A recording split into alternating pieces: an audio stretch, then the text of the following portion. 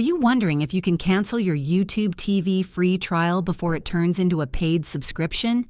In this video, I'm going to break it all down for you and show you how easy it is to cancel. If you're testing out the service but aren't ready to commit, you'll want to hear this.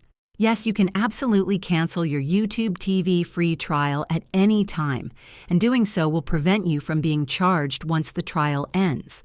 To cancel, simply go to your account settings on the YouTube TV website or app. Navigate to the Subscriptions section and select Cancel Membership. You don't need to provide a reason, and there are no penalties for canceling early. Just make sure to cancel before the trial period ends to avoid being billed. Even after canceling, you'll still have access to the service until the trial expires. If this video helped you understand how to cancel your YouTube TV free trial, please give it a thumbs up and subscribe to the channel for more helpful tutorials. Thanks for watching.